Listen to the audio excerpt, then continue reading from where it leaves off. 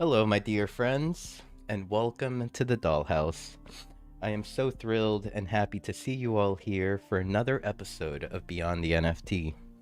As usual, my name is Sinful, and I am your host for Beyond the NFT. I just said that twice. Wow. Tonight's guest is a multimedia artist, and as long as I've known this person, she has always been exploring the opportunities that lie at the crossroads of art and technology through the use of AI, AR filters, and blockchain. I would like to I would like to give a warm welcome to Yolantis. Welcome. Thank you so much, Sinful. How are you feeling tonight? We nervous? You ready to crush this? What are the sentiments? Oh, this is excellent. I am multimedia, so I've been here at the Dollhouse many, many times before, and I feel very comfortable. Oh yes, yeah, we have definitely hung out a bunch of times here at the Dollhouse, and I was wondering how many episodes of Beyond the NFT have you been able to catch before we're here today? Well, it's hard to count. I know I've been here and dancing on the floor, but maybe I've paid attention to about 4 or 5 of them. Hey, that's good. That's good. Usually, I would imagine like kind of something like Beyond the NFT would be something that you could like throw on in the background and continue to work as it goes, or and then like tune into Twitch if there were any questions or comments. Yeah. So, before we get started, could you tell us a little bit about yourself? Well, thank you. My name is Yolantis, and people call me Jessica. I am an artist, and if we're going to go with a visual representation, what you've got on screen is not really me. LOL. I am a female. My pronouns she, her. I'm in midlife. I've got adult children. I've got one adult son, and I've got a son in high school. And I have fallen in love with the Web3 NFT scene since about 2021. And I've got a part-time job, and I am also building out my business part-time as well. And you're looking, if anybody can see the screen right now, you're looking at my website, yolantisart.com. Well, so nice to meet you. And I have a question. My first question to you was, one of your sons, was he the tech person that came in to your rescue earlier? I often get my audio settings turned around on this PC. He and I actually share this PC. We use it to do stable diffusion together. Well, he spent January, February, and March sunk in learning as much as he could about doing all kinds of stable diffusion images and controls. And he upgraded my settings and my UI and helped me out a lot. So, for a noob such as myself, what exactly is stable diffusion images or imaging? Well, uh, first of all, I have been a traditional fine artist for a really, really long time, since junior high school and before. So I am accomplished at portraits, portraiture, doing drawings in graphite, and doing paintings and things like that. So when AI came along, it became very, very contentious subject for people. Artists felt very threatened by AI, thinking that AI was going to take away illustrators' jobs. Um, so what Stable Diffusion is, it's one flavor of an AI program I see. which can be installed directly on your hard drive, and you don't need to be in a cloud environment. So that means your prompts are truly private when you're using this certain flavor of AI. I see. I see. Well, I definitely want to continue with AI, the AI conversation, and I think Stable Diffusion will play into it a little further into the conversation. You had mentioned that you had been an artist or making art since around junior high, maybe a little before. Um, what back then was there ever anyone in your life that you would look up to for their ability to make art and be creative? Ah, surprise question. Who did I look up to? Um, it could have been the babysitters I had. We would have coloring sessions in elementary school. It was a different scene than it is today, because that was before the arts in elementary schools pretty much got cut due to funding cuts and all that. So we had a very rich fine arts program in kindergarten, first, second, third grade, and I really, really enjoyed those. Got to paint at the easel, got to do crafting and all sorts of really fun things that hooked me into the arts my whole life. It was school. I see, I see. So it was through kind of like just it came naturally through school, just babysitters, just bringing you to the table. Here's some crayons, go at it, and then Yeah, yeah, just developing through the years there. And you bring up like a very good point because I feel like during like even my early years of like elementary school, that's when like there was this shift of like budget cuts come like and like art wasn't looked at as like a topic of interest, or we can call it, or a topic that needs like more funding. it was a shame. It was a shame. It really was. um So, well, I guess my next question after that was gonna be, would you say this person? Let's see. Oh, whoa, whoa! I lost myself. I lost Well, myself you here. thought I was going to have one idol, huh? Uh-huh. No. No, no, it was a collection. So, like, whenever you start a new project, whether if it's art or well, yeah, art or any visual graphics or anything that you do, what could you walk us through your thought process? What is it like? What do you kind of outline first? Everyone is different, but I've got a really good story. So in 2020, I had a dream, and we had lots of dreams in 2020 when the world shut down. And I do have a habit of keeping a dream journal. It's not every single day these days, but I got myself in the habit when I was in my 20s. So I will wake up and write down what I dreamt during the night. And I will sometimes have these blessed dreams where I get to see an artwork being made, or I see a performance being done, or I see a parade in the street, or, I see a whole dance choreography. And then when I wake up, I had the presence of mind to actually write it down. So I saw this artwork being done of the Wilson volleyball with these tick marks behind it. And it was such a strong impression because when I woke up, I knew that that was a metaphor for us working from home, feeling isolated, like that movie Castaway, where we're on an island by ourselves and we just have a volleyball to talk to and we put a handprint on it. So that dream was so strong that I made that in real life.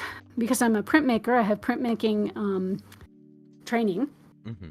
So before pandemic, I was an aide at a life drawing class because I love to take life drawing every once in a while when I have the time and inclination, and the whole art school shut down in March, and before that, that's the place where I had access to a printing press. And in 2020, I was like, wow, I have to make a print without a printing press. What can I do? So I ended up researching. So you asked, what is the process? I said, number one, for this one, it was a dream, writing down, taking notes, thinking, planning. How can I get this done to make it look like I want it to look with limited resources? And I ended up getting that done and turned it into my first NFT for the ETH Denver in 2021. It's down on the very bottom of my website. If anybody can see my screen, see Wilson's Zoom room right there, exhibitions. So that first NFT ended up being a 3D render of my print. And then if you go down to Wilson Zoom room NFTs on Doing Good, well, that's my Behance. You're fine. You'll get pictures that way. Okay. Yeah. So anybody who cannot see my screen or Mew's screen, we are looking at the actual NFTs. These were lazy minted on a platform called Doing Good, and I keep on meaning to bring them into ETH, but I haven't made it happen. But these were the realization of my dream turned into an NFT, and that was so fulfilling. And I got to actually see my artwork displayed in a tablet on ETH Denver. And I made a POAP to greet people, and then those POAPs turned into real pogs that we had printed. It was so much fun. Oh my god, this is really cool. Yep. As soon as I saw this image here, I'm like, this looks like a POAP. You met Yolantis. This is so awesome. I'm sorry, all the visitors of DollHouse. I forgot to make you all a POAP. I really had it in my best intentions to make you a POAP for this interview. Oh, perhaps maybe next time. I'm sure you will be back on Beyond the NFT. I thank you. Oh, okay. So you did an exhibition with Denver, and I see the inspiration where it came from, which was a dream that you had in 2020. Isn't it kind of okay? Maybe you can answer this one for me. Like, did you have some funky dreams in 2020? Like, yeah, I did. I remember just waking up sometimes and being like, what the hell just happened? Like, was that a dream or like was that reality? I don't know what it is. Must be the 5G towers that are messing with our brain waves or something. I want to hear one of your dreams. What ones freaked you out? I mean, usually the ones that really freak me out / confused, it's more like wake up confused, is like when I'm in a plane and the plane is going down and like, it actually hits the ground, and usually a normal person would wake up on impact, but then myself, I like face plant into the dirt and everything, and then I like look around and everything's on fire and I like walk out of it. those maybe it's just that I can't wake up before the dream gets weird. Wow. You were invincible in the dream, though. You didn't die, so that's a good one. And you survived and walked away from the situation, and it's all symbolic, So that's it. A lot of dreams like that are crashes, those are warning dreams, and a lot of dreams are configured in an if-then situation, like if you continue doing such and such a behavior, then this is what your life might be like. So it's up to us to decide which of our dreams are if-then dreams, and that is the trickiest part.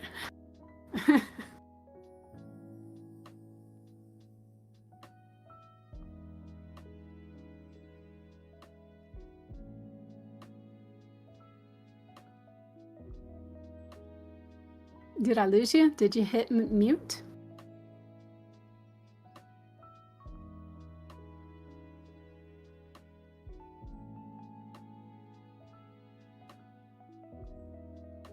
Zom says, I'm a dream catcher. Sinful, I can't hear you if you're talking.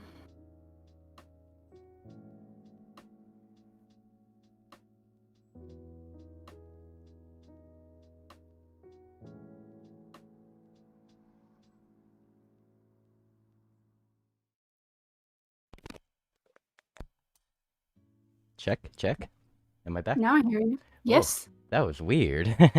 What was the last part you heard? It's been so long I forgot. It's I think I may remember what I was saying. It was after you. I was saying that I think I should attempt to keep a journal near me for when I do wake up all confused like from a dream, because usually the process is like wake up confused as hell, trying to like process it. Then by the time I like get up, like it's like the dream is gone, it's faded. I can't remember why it happened or what happened. Yeah, it all starts with intention. So the act of being able to write it down as soon as it's fresh in your mind starts the night before with your intention of you saying, I'm the kind of person who writes down his dreams. And then that means you're going to get a journal, put it next to your bed, get a pen, get a flashlight, whatever you need to be able to write them down when they happen. I see. I'm learning. I'm like over here taking notes. So go ahead. Some of them really are kind of nonsense, our brains just working through the muckety muck, but some of them are very insightful. They will teach you things about yourself. They're symbolic. My sticking point is I never know which one is precog and which one is just my brain just running wild and it's not precognition. There's those people who do wake up in their dreams, and I can't do that. I haven't been able to yet. I can't say can't. Yeah. So, I'm wearing my angel wings right now in Decentraland. So we don't say can't. I feel like we could both have a full-blown conversation about dreams one of these days. I'm getting the vibe that you may be knowledgeable when it comes to like dreams and what they could mean and stuff like that. Well, I used to study Edgar Cayce. He was one of the masters of dream interpretation too. So yeah, we could have a long conversation on it. I just wrote down Edgar Cayce so I can look him up. Yeah, far out. So whenever, like, as an artist, do you ever get the feeling that your work is not complete until you deem it perfect? Oh, no. Coming up through high school, I felt that way. I've lived long enough to know that part of the art of the arts is knowing when to stop. It evolves, the artwork evolves, and it develops, and then you can overwork an art piece and pretty much take it beyond where you wanted it to be. Oh, you're looking at some of my patterns. Mm-hmm. But no, I just, some of them pretty much get tired of them and stop. So you just passed one called like Drips and Drops, and yeah, it's on the right next to the herringbone. Yeah, I could have worked that one a lot further below immersion. Oh, okay, this is a segue. I took a 12-week immersion class in, what was it, March, April, and May, and I learned the art of surface pattern design and making the professional repeat. So now that I have made myself an LLC of Yolantis Art Studio and Website Mentor LLC, I can start pitching to license my patterns. And so, since I do have a part-time job, the everybody's pace is their own pace, and so I feel like, yeah, I'm working on it at my pace, which is a little slower than some of my other colleagues, but it's my pace. Hey, you know, the pace gets bigger and bigger, like, you know, your strides get bigger and bigger as you continue to go at your own pace. You know, before you know it, you'll be far ahead of like where you were, let's say, a year ago, or yeah, when you finally look back at the time. That's when I had the idea to make all these patterns, was like last September or so. I realized, well, the metaverse is going over the top. It's OTT for reals, and I want to like cover all the walls in metaverse rooms, because people are going to want to have a metaverse apartment that matches their style. So I foresaw that last year. I'm like, I want to do wallpaper for the metaverse, and floor coverings, wall coverings, and NFTs and all that. So that is why I took that immersion class. Yolantis, looks like you're being adopted as Canessa's meta mom. Oh, yeah, please do. Think of me as your meta mom. Please adopt me. I'm adoptable. Well, when I'm talking, I can't be reading the chat, so I kind of glance at the screen every once in a while. So I'm not getting the benefit of all of your chats right now, just to let you know, so that I could focus on talking and channeling just what you need to hear, as meta moms do. Don't worry, that's why I'm here. I'm here to skim through most of the chats and ask some questions, or the questions that may arrive.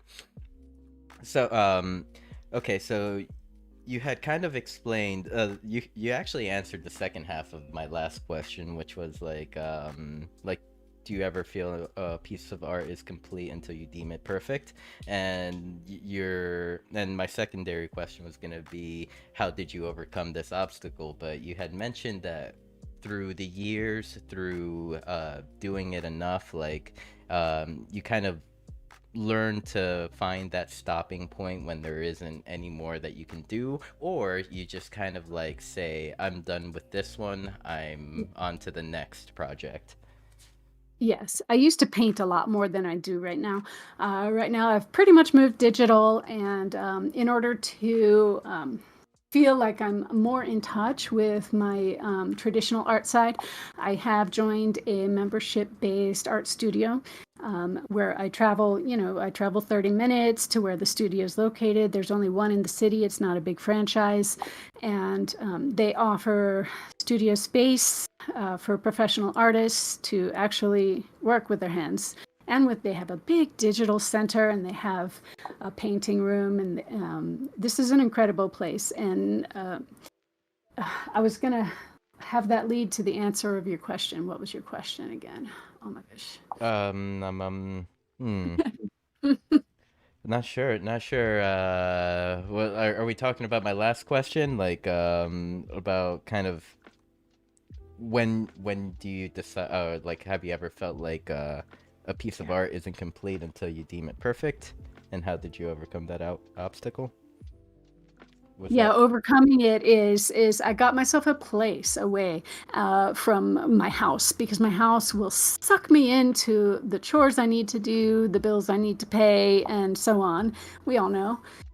So when I am in the studio, it was a really good gift that I felt I needed to give to myself, but I couldn't have gotten to that point if I didn't join the what is it called? It's called the Wiki. And for about 8 to 9 months last year, I did this NFT project where, oh man, I don't know how to explain this to you all.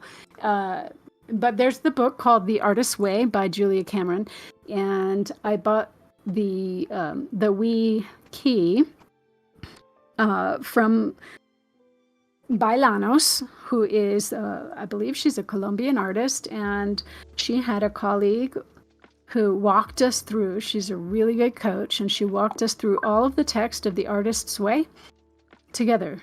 Like 5 or 6 of us went through it together, as it's almost like therapy for artists. And the whole idea is we empty our cup and we fill our cup. So emptying our cup is writing our morning pages. It's like a diary. We empty our souls out onto the paper every morning in order to have room in our psyche and our soul to be able to fill our cup with artistic endeavors. And that is where the big questions arise, where we have space after introspection to be able to say, wow, I just named myself Yolantis Art Studio and I don't have an art studio. What am I going to do about that? And I actually, got out, did the research, found an art studio that's on a membership basis that I could afford, and I joined it. And I like that concept of like giving yourself a workplace to focus on work. And talk about work. For the past, what has it been, 23 years, I've worked on websites, and I've had lots of website jobs. I got a degree back in 2000 in multimedia graphic design, and I thought I was going to do CD-ROMs and games and stuff, but I ended up getting a job at a webdesign.com place. And I've been a graphic designer, I've been a front-end coder, I've been a freelance web developer, and no, I won't build you a website. And I've worked in government, and I started working at federal level doing federal websites, and then at state level doing state websites, and now I'm an individual contractor doing still public service type roles, but we are an NGO. And the reason why I named myself Yolantis Art Studio and Website Mentor is the other part of my business is, I have so much industry knowledge from the past several decades that I would love to share it. There is a link on my website, How to Work on the Web. So that's the blog that I resurrected from the dead.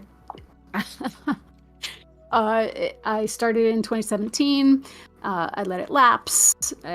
I resurrected it. I let it lapse again. And if you put your name in my email newsletter field, I'll start making a newsletter. So I just got that newsletter thing. Oh, look. I got my first. Mew is giving me the gift of his email address. Thank you, Mew. I will start a newsletter now. I think you're the first one to do that. So yeah, I had this idea the other month. I was like, okay, I've had it with Discord. I've had it, and I'm gonna figure out how to organize Discord so I know where all my Discords are. And I made this quick YouTube video. Well, it was on Loom, and then I put it to YouTube. So it's on the Yolantis YouTube channel, but I don't really advertise that. But I made a 3-minute tutorial on how to treat your Discord as a content audit, because I have been migrating websites like you wouldn't believe for the last 20 years. Since 2011, I have migrated hundreds and hundreds of websites and probably thousands of web pages, and I know how to do it. And so I treat Discord the same way, like I'm migrating a website. So I made a mirror of my Discord servers on Google Sheets, because I am often on Discord on different devices. And so we're going to use a cloud-based sheet to do a content audit. And so then I could organize I had 91 servers at the time, and now I've got 100 servers. And I found out that you've got 100 server limit before they cut you off and they say you can't join anymore. 100 Okay, server limit. I'm done with that story. Done. So I do keep going back to these pieces here because I don't know, I'm a fan of you know, kind of art that is kind of I don't want to call it simple, but that like kind of it doesn't take a lot to visually to say a lot. You know what I mean? Yeah. I'm a big fan of it, and it reminds me of one of my very, very good friends' art. You may know them. Her name is Ting Poco. Yes. I currently hold this one in my wallet. I've never seen Tank Poco's art. Wow. This is her wall candy series, and I do see the resemblance between your art and Ting Poco's art, like in the style. Ooh. I like your art, Tang, because it looks like a aerial, like drone footage of a bottom of a pool, or Mm-hmm. zoomed out view of a wall mural that you're not quite sure what it is. That is so cool. So my patterns are on my Insta, and those were the idea I had when I started working with um, started working with.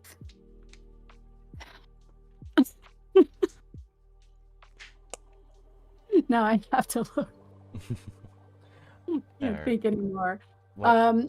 So I started prompting for tile patterns, and what you see on my Instagram is my upcycled, my Upwork.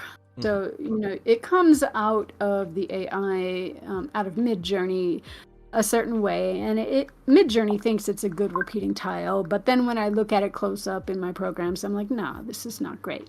So I do it up so it is a perfect repeat. Okay. And I spend hours on these so that they can be a perfect seamless repeat. Mm-hmm. I kind of do like to hear it like that despite this being generated by AI, you do put in your fair share of time I do. to complete the collaboration between person and machine. Yeah, the majority of the ones you're sharing on screen now are Midjourney tile. Some of them are not tile. Some of them I've made them to be a tile. But if you go up, the one with the bunnies was hand drawn. Yeah, the bunny and the birds. Those were hand drawn. Of course, you can tell. That was my graduation present. Was they allowed us to make one notebook Are the in. patterns hand drawn too, or is that generated by No, I AI? did everything by hand. The ones on the interior of the book that look like a block stamp, I actually block stamped on paper, Okay. scanned it in, vectorized it, manipulated every vector point, and then put it into repeat and recolored it and resized it. Okay, I see. Yeah. This is So, really cool. and that's my grandma's Afghan. She knitted that. She crocheted that for us in like the 1980s. Oh, wow. It's back in style now. It's back in style. So I have actually made my first notebook on what is it, on Printify? Yeah, I made a Printify print on demand store, and I hooked it up to Etsy, and I linked that. Yeah, there it is. So those Midjourney requests, I love printmaking. So I'm a trained printmaker, and I love it that Midjourney can give me things that look like they're print made. And I overpainted this for hours and hours and hours. And then I have a teacher, and his name is Black.ai, and I'm part of his artist incubator. And he is training us AI artists how to think bigger and dream big and get better. And so he's one of the proponents who says, you know what, all your art doesn't have to be NFTs. You can actually have physical art, print on demand stores. So that's my first start. I only have two versions, Mi Vida Loca and Big Dreams. Big dreams. And I love that message. That, would you call him your mentor at this point? Yes, Black.ai is my mentor in the artist incubator. That person has a very, very good point on, like, it doesn't all need to be an NFT. Like, in order to actually like spread through different mediums, like, you need to create some physical versions of your art, as well as, like, pretty soon now, the world's coming into like AR stuff, so it's always good to spread out and, create new things through different like different aspects of your art. So you had mentioned that you have done your patterns with Midjourney. Would you say Midjourney is your AI image generator of choice? It's my favorite one right now, simply because they keep iterating and getting better, and I can't match the quality of that anywhere else. There's different schools of thought with AI artists. Some people really do prefer the older mock versions of Stable Diffusion. Some people prefer the older versions of Midjourney. I kind of love the photorealism, and I also love the painterly look. I love it when a composition has like it's a good composition. That's what I like. Yeah.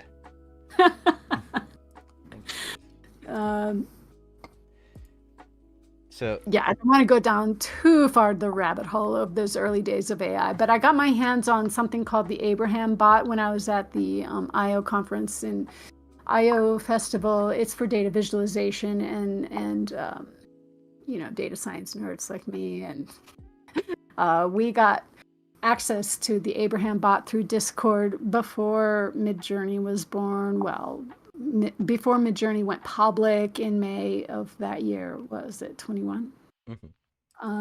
And it was kind of okay. I was asking for like a flock of falcons, and it gave me something that sort of resembled wings. But what I can get here is something that looks exactly like a cockatoo or a whatever species you want. Yeah, definitely. So Okay. have you ever used multiple AI applications on a single project or a single piece? Yeah. Oh yeah. I am going to debut, let's see, in 2 or 3 days. August 3? When is that? In a couple of days? August 3rd is days. on. Wait. I'm gonna debut a piece on Makerspace in a couple of days, and that is through a call to art that was that happened in May. It was 0009, who's another one of my mentors, who actually started doing these really ambitious calls to art to teach us to really just learn how to become the artists we want to be. How are we becoming who we want to be? And he encouraged us through that becoming call to art to do AI art that you really want to see happen in the world. Not just, I don't know, but that's how the dance stills was born, was because of a call to art from 0009 and Black.ai. But the one in May was a call to art for a Vandal derivative. And so, long story long, oh my goodness, sorry. In a couple of days, it's going to be the Vandal derivative that I made in, it was a blend of several Stable Diffusion pieces. And I don't think I threw that one into Midjourney. But what Midjourney can do is it can blend images. And when I was iterating, for what you're looking at on screen is the dance stills, one of the ones that enthralled me enough to make me want to make it an NFT. It's beautiful. Because I have a dance background, and I grew up as a ballerina, danced amateur. I never ended up dancing professional, but it's still like once a dancer, always a dancer, you know?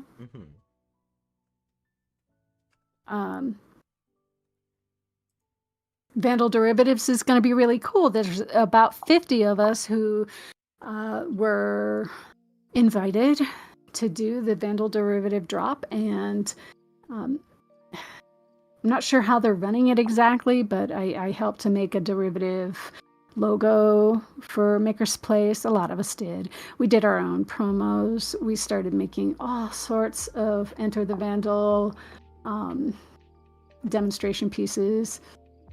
It would be, what you're looking at there is foundation. I think I minted all of these on my own manifold contract. Okay. And if you go to lower, I don't think I put the link on this. I put the link on Twitter. Yeah, just go to the Twitter logo on the bottom, or wherever you have it. So it's down lower on my time. Yeah, they're Vandals. Oh, right here. See, yeah. My piece was the one that was above this, the one in the laundromat. My piece is a promo piece. Oh, you're not going to see it on this, but that would be the link. makersplace.com/drop/enter-the-VNDLS.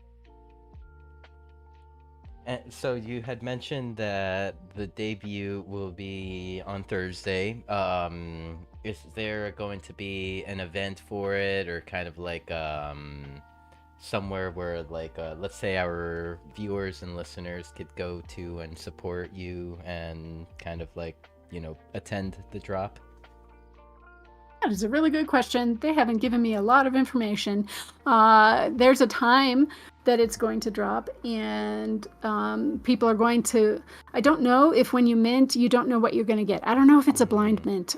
I have a feeling that it might be, because of the way they worded this drop page, it says that if you happen to mint one of 20009, you'll get his posters.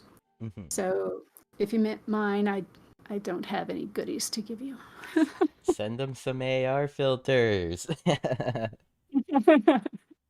So I've only played with Adobe's AR app, which is Adobe Aero, AERO. I wish I have had time to play in the other ones that are native to, like the Art Vive app. Because when you do an AR piece in Adobe Aero, your users or viewers have to download Adobe Aero. I've heard that you don't have to download the software. But yeah, we're at that place where it's a really cool thing if you get a QR code. I've seen AR artists do public art pieces under bridges in Canada. It's goals, you know, goals. Yeah, exactly. I guess we could kind of segue a little bit. Actually, no, I had a very important AR question that everyone must hear an answer to. This is going to be a hard one, actually. And then we could talk a little bit about AR, very lightly, of course. You know, you hear a lot of the time that when it comes to AI, it's all about the prompts. Like, the prompt is what feeds you, like, your vision, I guess we can say, or like that's how you successfully use an AI application. What is like your process of like developing a successful AI prompt? I keep a log. So I just use a notes application on my computer, and I pop my prompts that were good for me into that. And then I can piecemeal something new together, because then I know the phrases that gave me the best results. And then I keep myself my own little Discord server, because I don't know if you know, but you can make your own Discord server that's private to you with the plus button on Discord.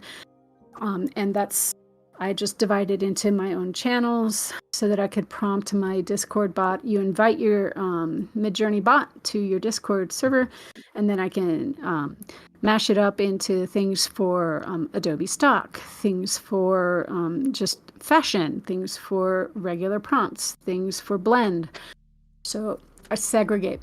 And you keep scrolling on my carousel, and I love that painterly look.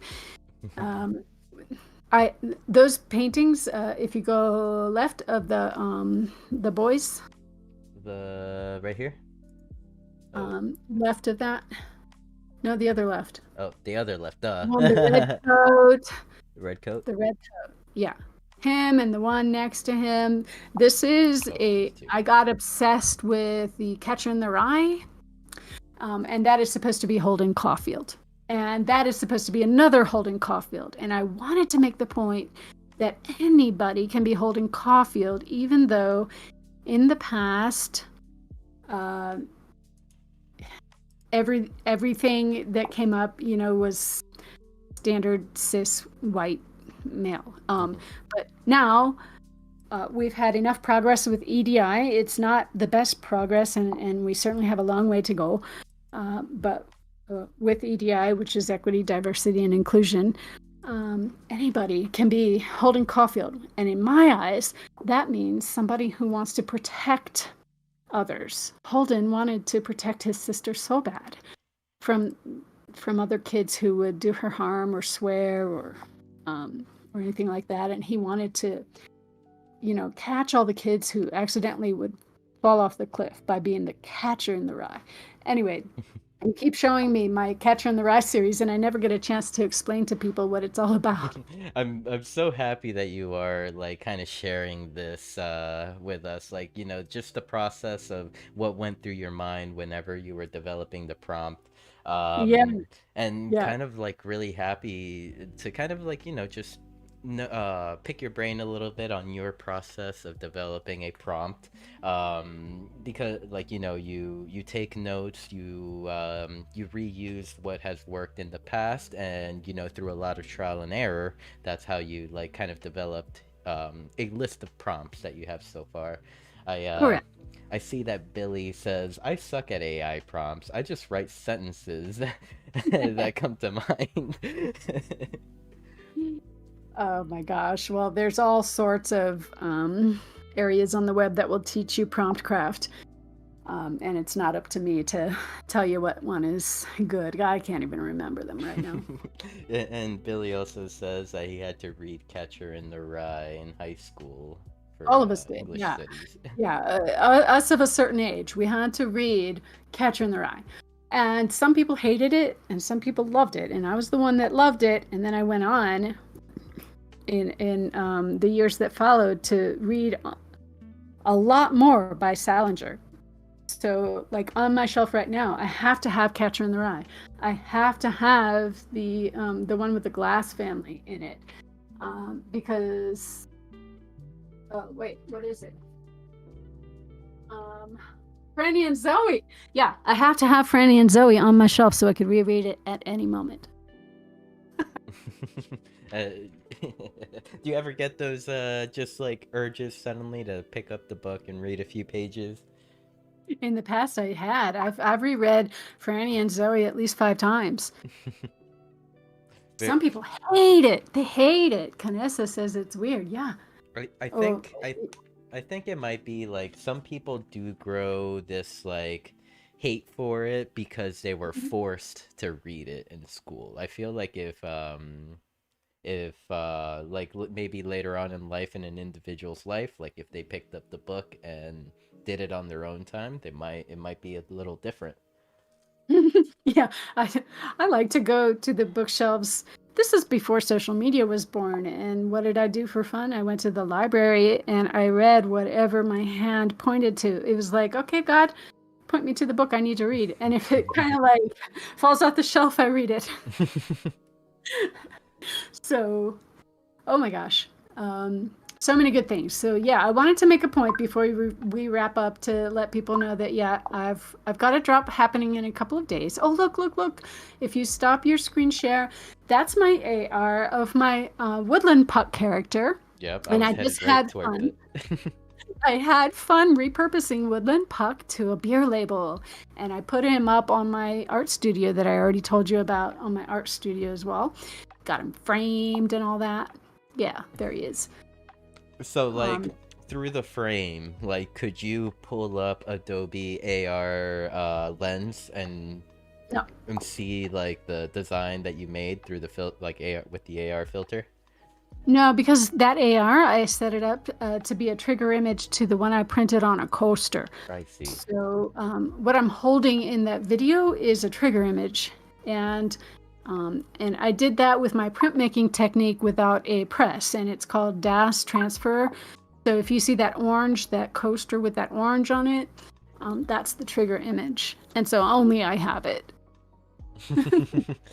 You're the holder of the one of one one of one coaster. This could sell for lots of attendees one day, maybe. So I remember you had mentioned you started with Adobe Aero. What what made you decide to start with Adobe Aero opposed to other platforms such as Snapchat's Lens Studio and Spark, which is Meta's AR? Basically, because I didn't know about those.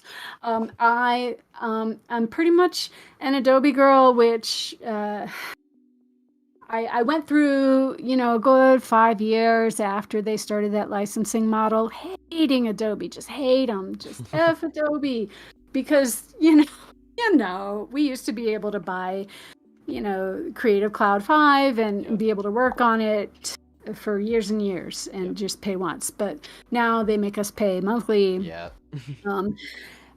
So I got over the hate, and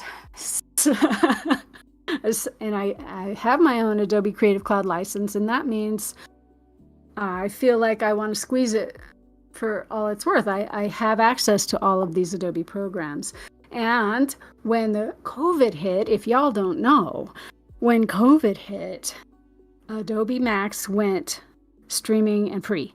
It used to be a $1,500 fee just to get in there, and you had to buy tickets to go to Vegas or wherever that's large enough to hold like 22,000 people. But no, they went free. And I was like, I am now going to Adobe Max. So I have seen at least 3 Adobe Max and I have seen so many different demos of all of the various programs. So I had some demo time learning about Adobe Aero through Adobe Max. I see. You had a little bit of the insight coming in. Mm-hmm. I like whenever like I had been playing around with AR mainly through Lens Studio, Snapchat's version, and whenever I had spoken with you, that was the first time that I ever found out that like Adobe has an AR lens and an AR application. So it got me even to wondering, because like my goals with AR is I would like to put it on like some merch. So with that said, it's like I would prefer to find an AR filter that will be like, or has the potential of being the universal AR lens, if you know what I mean. Like something, I wish, right? like this is the metaverse's dilemma as well. With AR, with all the splintering that is going on in the industry, we have everybody doing their own thing, spinning up their own versions of whatever tech it is. We have hundreds of blockchains. We have hundreds and hundreds of metaverses, and several of the AR filters. I wish we could have interoperability with between them all. But even back in the day, in 2000, we had 2 browsers, and then came a third. And web designers back in the day had to design for one or the other because of the underlying TypeScript that was under the browser was treated your code differently, whether you were in IE or Netscape Navigator. So that's the problem that we've got today, is the exact same problem we had from way back in Betamax and VHS days. Like, everything behaves differently based on the tech stack that you give it. So which one are we going to feed?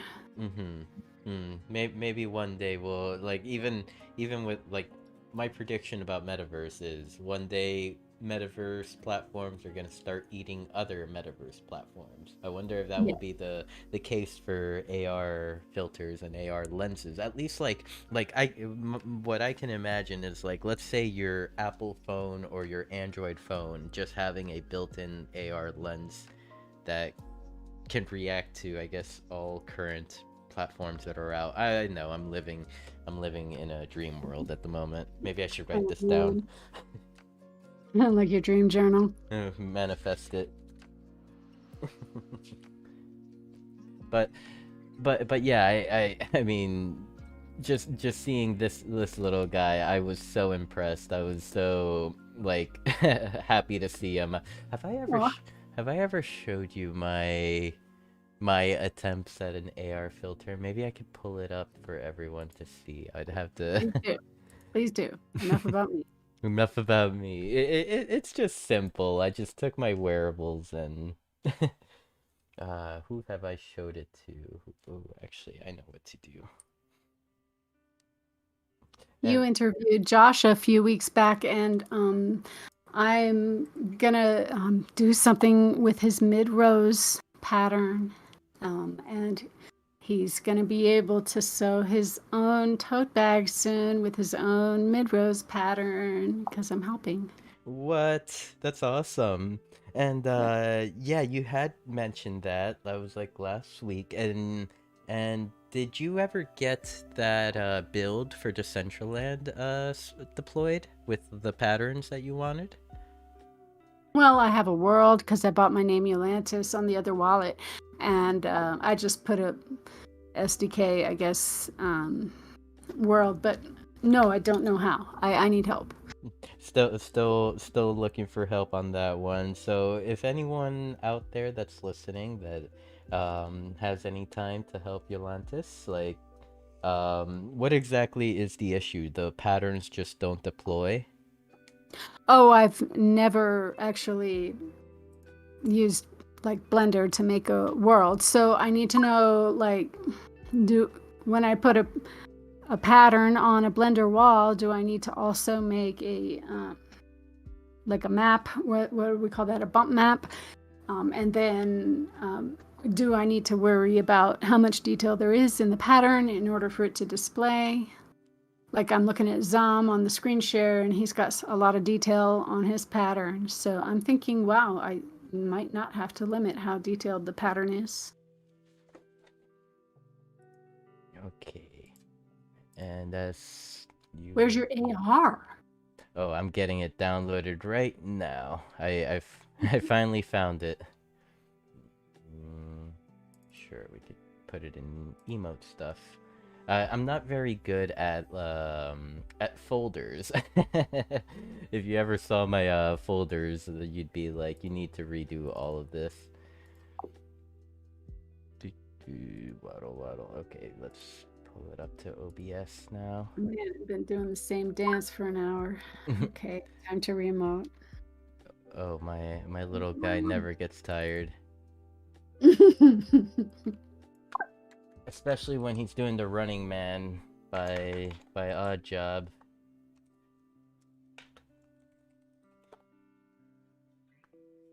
All right, you may have to look at the stream to, like, my Twitch stream to see this one. I don't think it'll show on Okay. No, I don't have that pulled up right now. Ew. All right.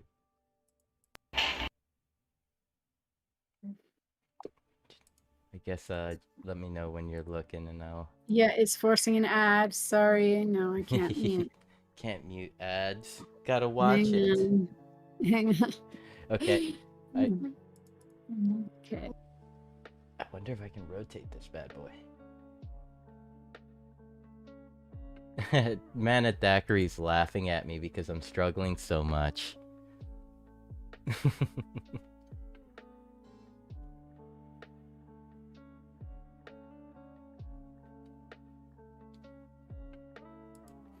Oh, good night, Andrea.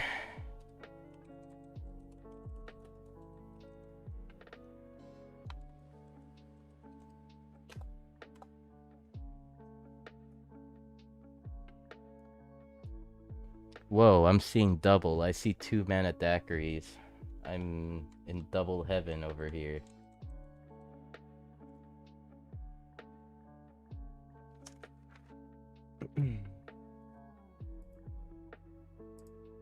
Wonder how you rotate stuff. Transform. Oh, that's how you rotate. Flip, rotate 90 degrees clockwise. Alright, so whenever you're ready, I have it set. Kind of. So I'm looking at your Twitch stream. Go ahead. Okay, cool. Here, I'll play it now. It's very short.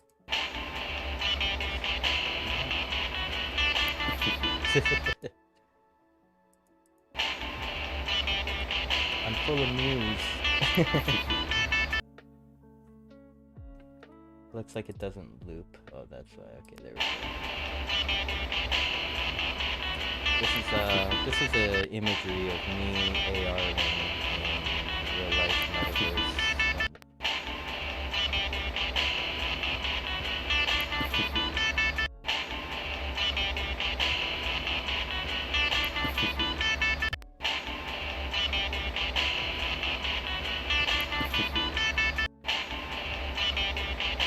Yes, news. And actually, like, what does everyone think? I have thought about like publishing one of the AR filters I made, either the one with the new bubble or this one. Just publishing it to Snapchat so that anyone could use it.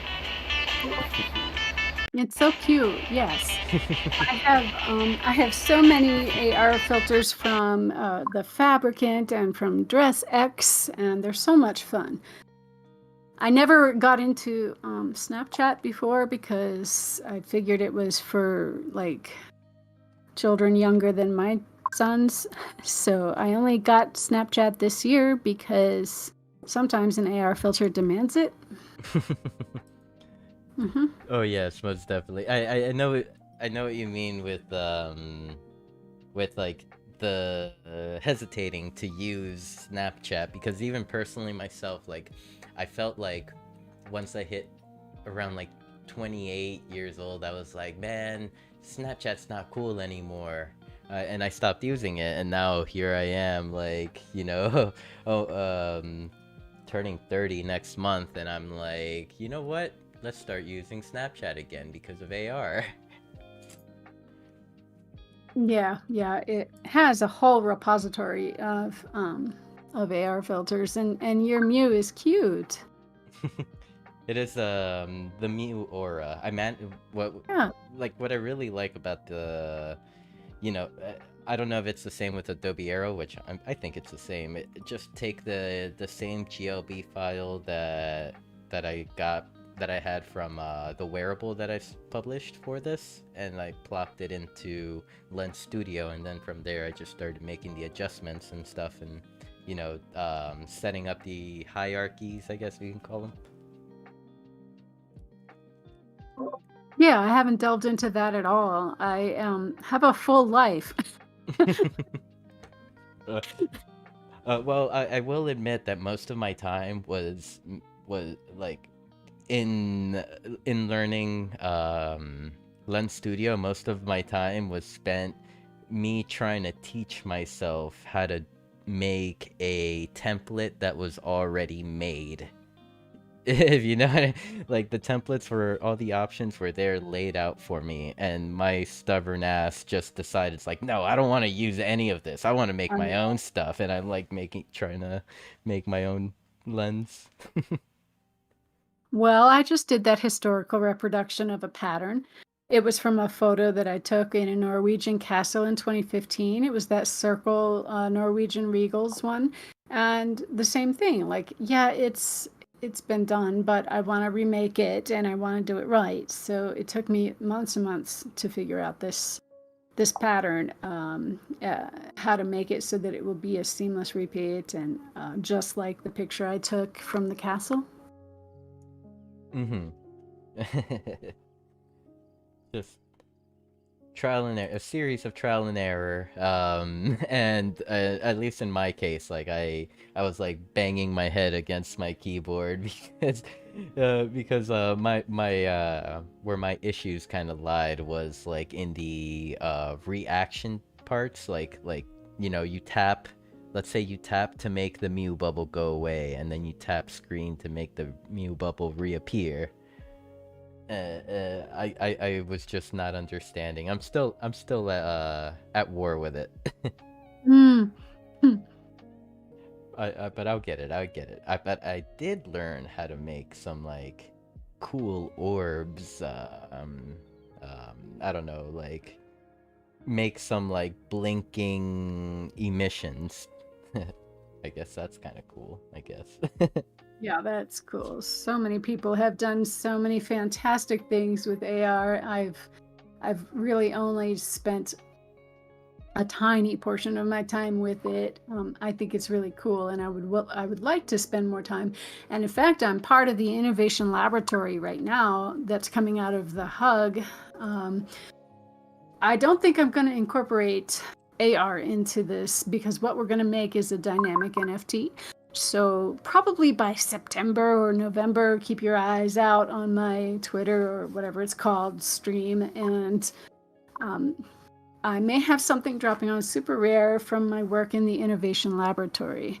I need to hone in on some deep work so that I can make a dynamic NFT that maybe changes with the time of the day or something like that, that will really resonate with people. Ooh, that would be really sick. Changes like through that. Okay, so what I'm envisioning is kind of like let's imagine a regular NFT, and when you say a dynamic NFT that changes through like the time of the day, kind of like let's say it's an NFT of the sky, and as the day is getting darker, that NFT changes. Would that kind of be the vision that you have? Yeah, Transient Labs has this, and also Async, ASYNC. They've been doing it a long time, and Transient is more new. So with the Hug, we know the Hug platform. That's who gave us Anzan Silver. So with the Hug, we have an innovation lab that's partnering with us to give us beta access to Transient Labs' different contracts, which are like a doppelganger contract or a storyline contract. So we have several parameters that we can choose our dynamicism around. And I'm thinking of time, just like change it 4 times a day or twice a day. You can have a day and a night version. So basically, you just keep 2 images on the server or 2 videos on the server, and based on a ping to the server, based on what time it is, it'll show the correct version. that is, that's so Yeah, cool. so many incredible possibilities with it. That that is one of the coolest things I've heard all week, I have to say. And you said December will be kind of like Maybe sooner, maybe like September or October. September, October. Definitely we'll have to keep an eye out for all this. And you better pop into the CBD Discord and remind me. Okay. Because I definitely have to check this out. Oh yes. When I finally decide what I'm going to do, I'll tell people on Twitter, and remember to especially tell my developer friends in CBD. Thank you. So, I guess since we've gone through all the intense questions, now I can ask you the easy ones, Wow. which are like, how long have you been in Web3? How did you find Decentraland? What made you stick around? That was a lot of questions. Three-parted question. Okay, 2021 February, I answered a call to art for the culture jamming call to art, and that was because of the ETH Denver 2021. So that is when I did that first Lazy Mint on that Doing Good platform with the Wilson Zoom room. And I stuck around for the community. Come for the art, stay for the community. Heck yeah. What else? Came in for the art, stayed for the community. I like that. It seems like an kind of a lot of people do share that sentiment. I see Zam in Twitch chat was saying he knows of Thomas Kincaid. He does Light. yeah, he does like paintings that have light changes. Oh, is he into NFTs now? Tell me. Zam, Let me read this chat. Zam, is he into NFTs? Tell us now. Um, Oh no, it says it sounds like his stole, but in NFTs. So maybe not. He's not in NFTs, but it's like a version of like his work, but within like style. a Web3 NFT. Yeah. Exactly. Oh my gosh, Kincaid, man. It was the 80s and I started noticing Kincaid's rise to like studio art success. Like he was diversifying. If you want to talk about an artist who diversifies and knows how to monetize his craft, yeah, look at Kincaid. Ooh, heck yeah.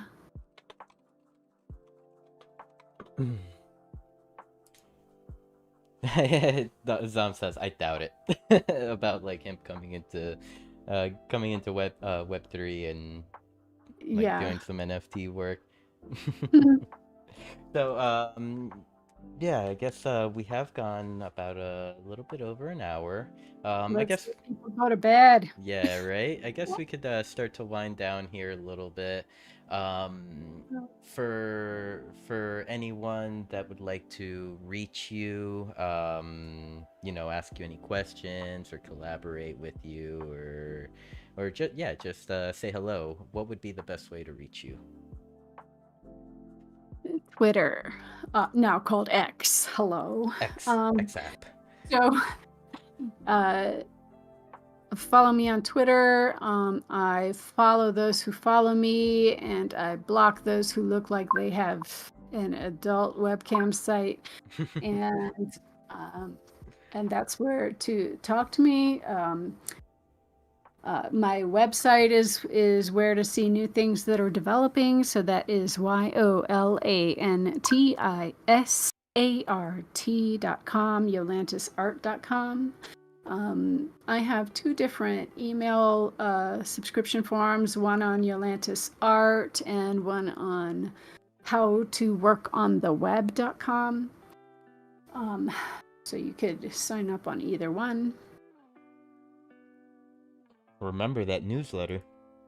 My email I'm gonna address. have to remember to write a newsletter. I have big dreams, y'all. I haven't even had time to tell you my dreams. I made the the Click Here mascot, and I wanted to let y'all know that I do specialize in website accessibility, and my Click Here mascot is because why in the world does everybody think it's still okay to have Click Here as the only link text?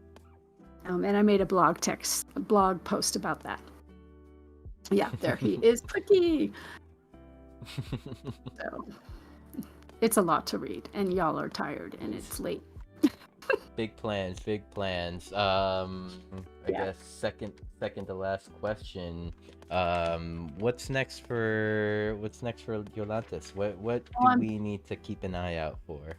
I am developing all the things all at once. And as I develop ideas for how to work on the web to teach people who are running their own websites how to make it accessible so they don't get a lawsuit, I'm also developing patterns. And once I get a pattern collection, I'll start licensing for IRL IRL deals. And I'm also still developing the NFT artwork and AI artwork. So all three things. All at All the once. things. Yeah.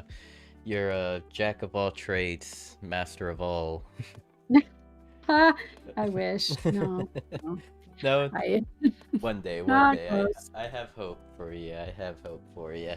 Thank And I guess right here in your website, we are at the exhibition sections and appearances. Are there any future appearances we should keep an eye out for? Future interviews? Featured interviews. Well, I don't have one down the pipeline for the next month or so. Those Poapathon ones I have posted from the past. Maybe they're going to have a 2-year anniversary special and ask me back. But I did get started. You did ask me how did I get started, and I was negligent. I forgot to mention Poapathon and Gitcoin and all the things.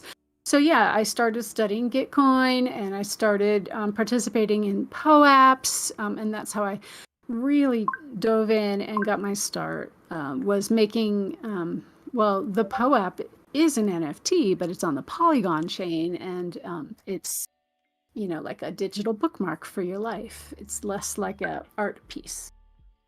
Oh, I see. I see. Mhm. Part of the Yolantis origin. And okay, so you had meant, oh, as far as exhibitions go, on Thursday there's going to be a debut for what was it, Vandal? Maker's Place. Maker Place? Maker Maker's Place. Oh, Place. Makers. Okay, so Something this. like that. It's another platform similar to Foundation. Maker's Place. Okay. Maker Space? Sorry, I can never remember the exact name. Hey, it happens. It happens.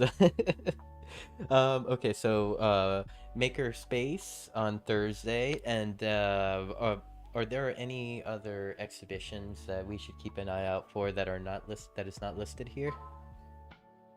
Well, y'all can let me know when I get curated into the Miami Art Basel goals. Hello, hi. Goals. Okay. Are you planning on like if you do get curated, are you planning on attending Miami in November No, or I okay. don't have travel plans in budget unless something else takes off. Mm. But no, I think I missed all of the deadlines for applying to get curated into that show. So, like I said, I have a full life, and I miss deadlines left and right because Web3 is a never-ending stream of deadlines, calls to art, and all that. Mm-hmm. Totally, totally. And I guess I know I keep saying last question, but as far as Decentraland goes, where do you see yourself, your digital self, in the next year? Diversification. So I've been following some other metaverse projects for a year.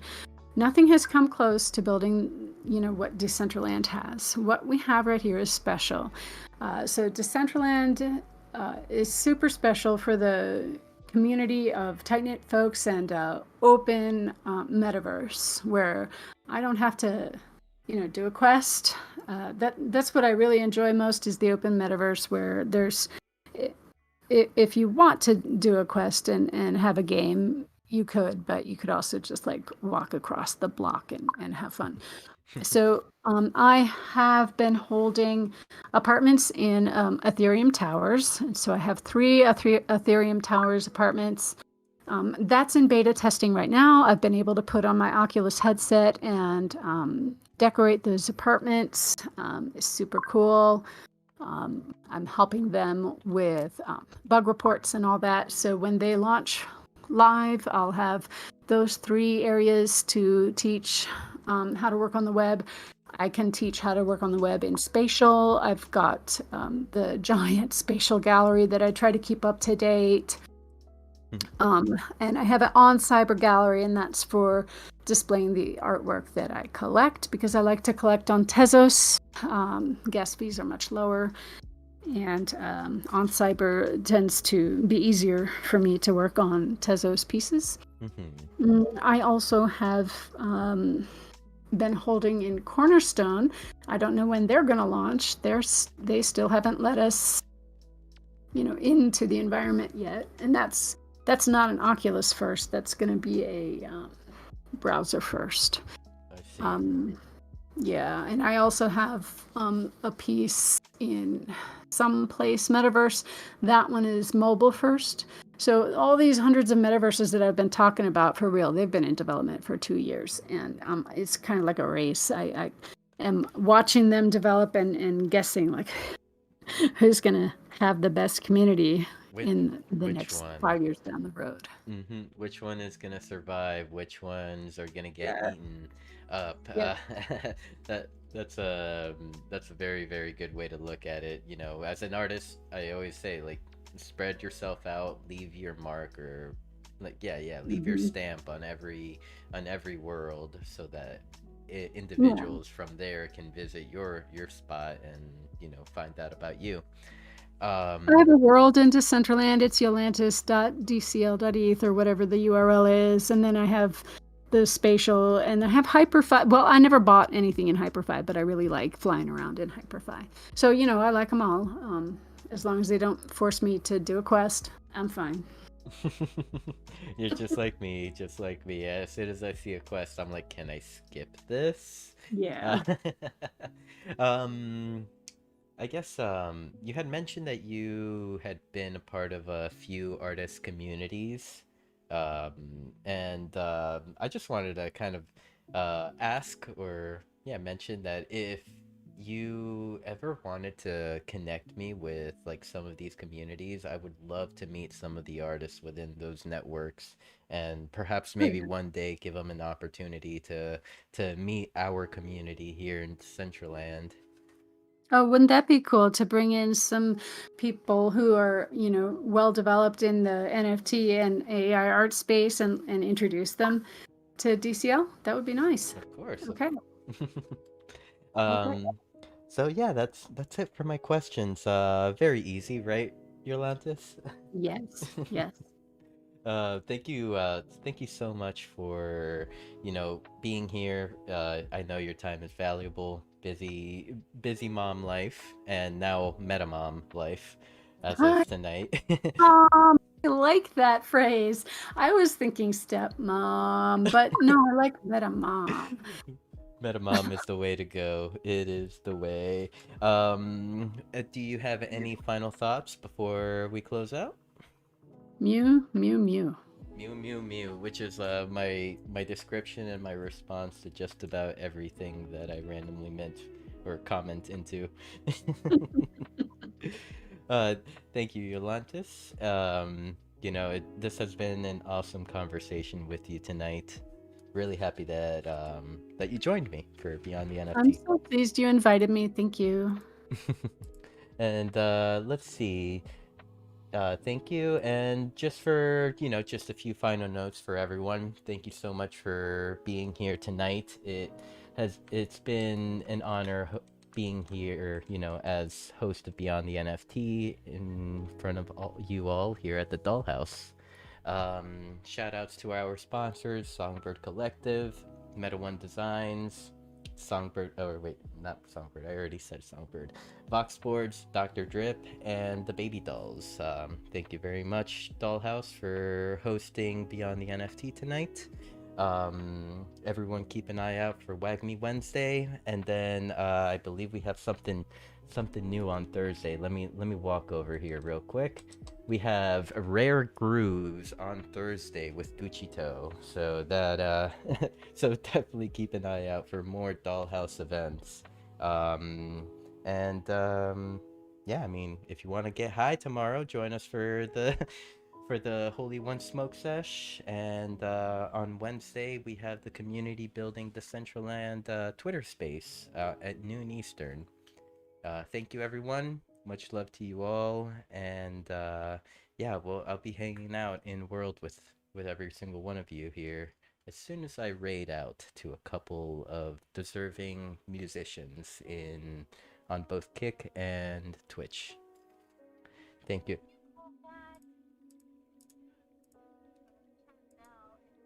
You. Thank you, Sinful.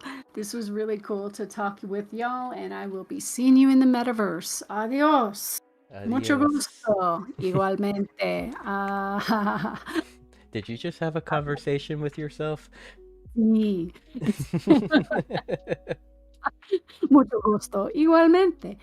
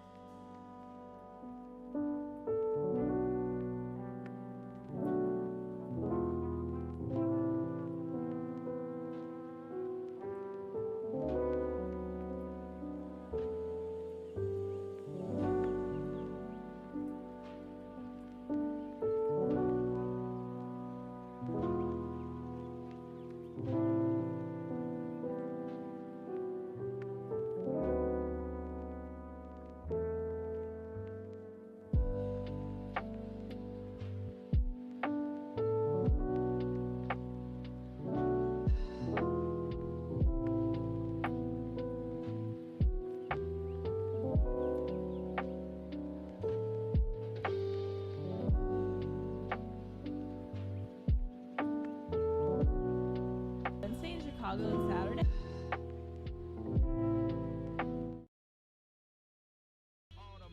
Feeling. Tea, just had leaf and water. Yum!